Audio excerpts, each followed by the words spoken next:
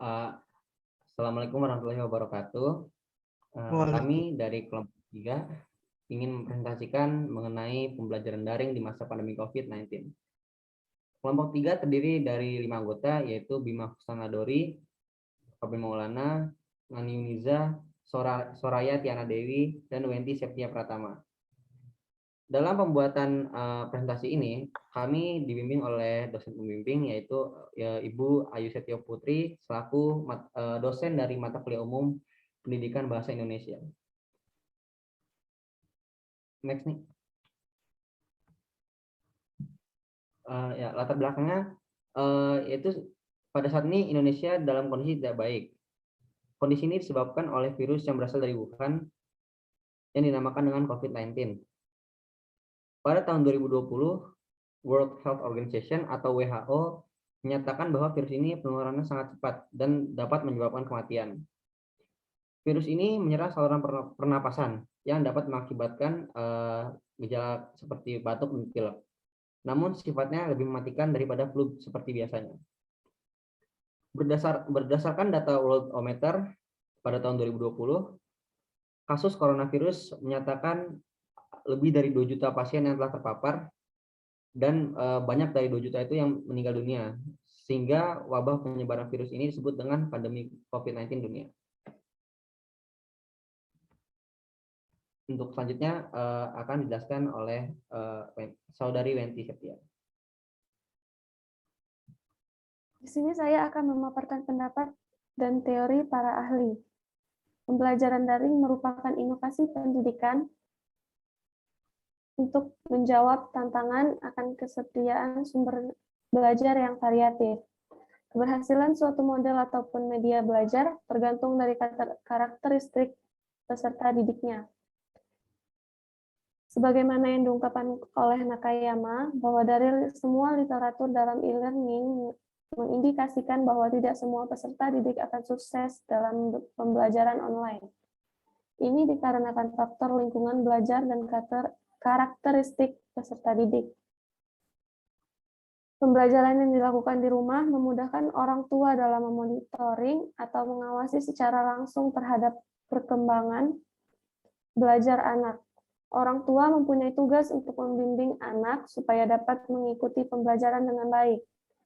Komunikasi yang intensif dibutuhkan baik antara guru dengan siswa, siswa dengan orang tua, maupun guru untuk selalu sejalan dalam membimbing kegiatan belajar siswa di rumah. Hal ini disampaikan oleh Kelana pada tahun 2020. Menurut Dharma Laksana, wabah ini tidak hanya menyasar bidang pendidikan, tetapi juga menyasar bidang ekonomi, sehingga para orang tua dari mahasiswa mengalami kesulitan dalam membeli kuota internet. Selain itu, masih banyak dosen yang menyuruh mahasiswa mengumpulkan tugas lewat email misalnya.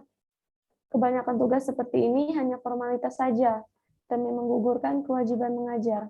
Padahal dosen berperan melakukan review terhadap tulisan-tulisan yang dibuat oleh para mahasiswa.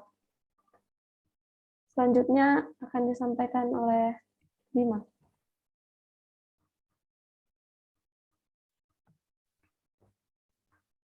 Ya, adapun rumusan masalahnya yang pertama, apa saja kendala yang dialami pada saat pembelajaran secara daring?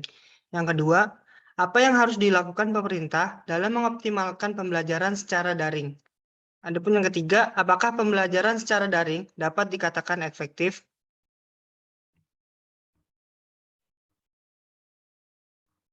Nah, manfaat dan tujuan penulisan KTI ini adalah memberi pemahaman kepada pembaca mengenai kendala yang dialami pada saat pembelajaran secara daring, mengetahui efektivitas dari pembelajaran daring, serta mengetahui cara yang dilakukan pemerintah dalam mengoptimalkan pembelajaran secara daring.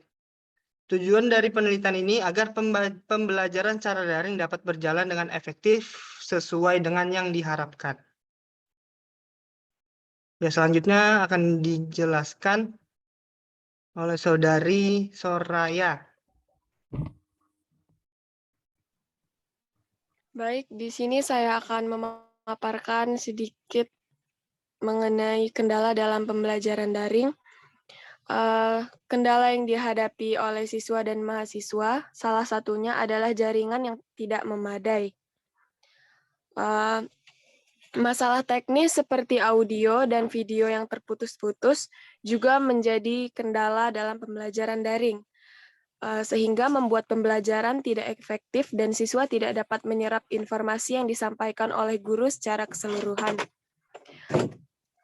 Selain jaringan internet yang lambat, selanjutnya adalah kendala mengenai harga internet yang cukup mahal untuk kalangan menengah ke bawah. Lalu ada terbatasnya akses ke software komputer dan smartphone merupakan salah satu hal yang sangat sering dijumpai juga. Masih banyak pelajar di Indonesia yang tidak memiliki akses ke perangkat komputer dan smartphone sehingga tidak mungkin bagi mereka untuk menjalankan pembelajaran secara daring. Salah satu kendala lainnya yaitu banyaknya gangguan di rumah, seperti halnya di ruang kelas. Lingkungan ruangan kelas itu sudah diatur sedemikian rupa untuk mendukung proses pembelajaran agar berjalan dengan lancar. Berbeda halnya kondisi di rumah, banyak dari pelajar tidak memiliki ruang belajar yang cukup nyaman sehingga itu juga menjadi gangguan dalam pembelajaran daring. Kendala lainnya yaitu juga masih banyak guru dan siswa yang belum menguasai digital dengan baik. Pembelajaran dari tatap muka ke e-learning membuat banyak pihak perlu segera beradaptasi dengan teknologi digital. Kendala lainnya juga yaitu sulitnya untuk menjalankan interaksi sosial. Banyak siswa yang merasa bingung dengan suatu materi, namun kesulitan untuk bertanya kepada guru. Hal ini terkadang juga disebabkan oleh guru yang menyampaikan materi secara satu arah dan tidak memberi kesempatan murid untuk bertanya. Hambatan terakhir yaitu dalam pembelajaran online ini adalah siswa tidak serius dalam pembelajaran. Banyak siswa yang bermain saat belajar online karena merasa tidak diawasi langsung oleh guru. Materi selanjutnya akan dijelaskan oleh rekan saya, Bima. Ya, strategi pemerintah dalam mengoptimalkan pembelajaran daring. Nah, tadi sudah dijelaskan kendala-kendalanya. Sekarang komponen-komponen pembelajaran daring sangat penting dan perlu ditingkatkan dan diperbaiki lagi.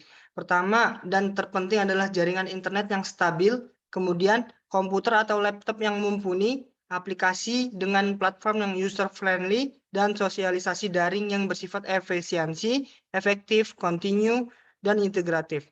Solusi dari semua permasalahan ini adalah pemerintah harus memberikan kebijakan dengan membuka gratis layanan aplikasi daring bekerja sama dengan provider internet atau aplikasi untuk membantu proses e-learning. Pemerintah juga harus mempersiapkan kurikulum dan silabus pembelajaran berbasis daring.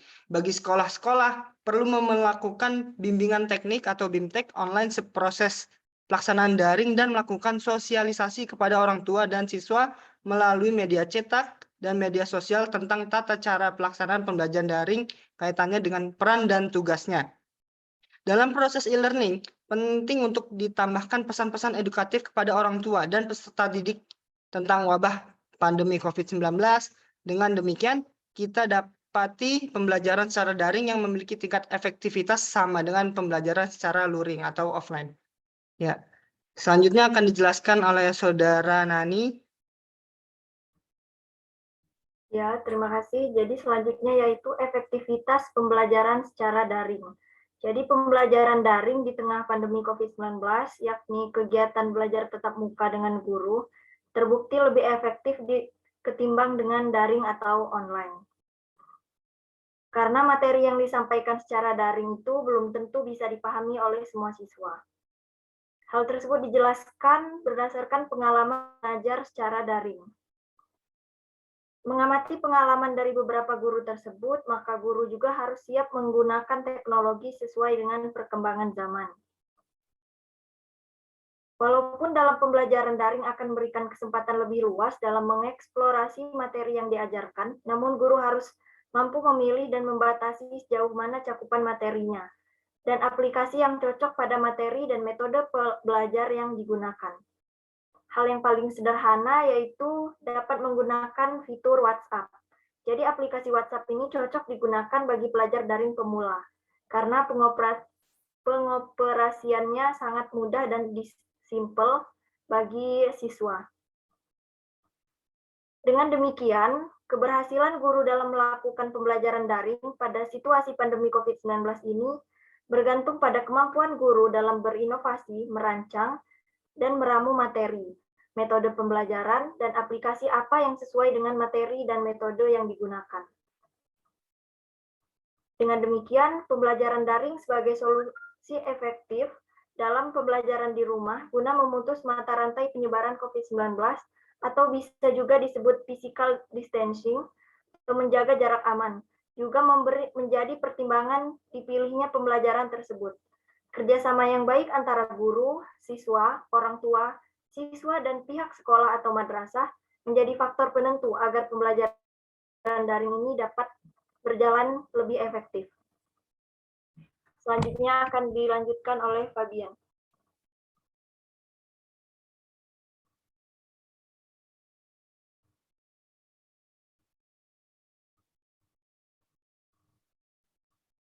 Next nih.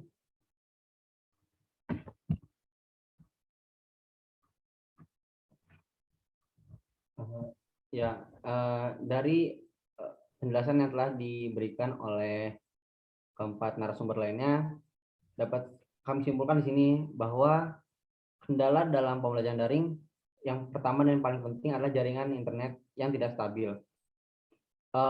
Kendala lainnya adalah banyak sekali mahasiswa ataupun siswa yang tidak mempunyai gawai atau komputer yang mumpuni. Aplikasi dengan platform yang user friendly pun sangat sulit untuk ditemui dengan mudah. Dan sosialisasi daring yang bersifat efisien, efektif, kontinu, dan integratif itu perlu dilakukan kepada seluruh stakeholder pendidikan.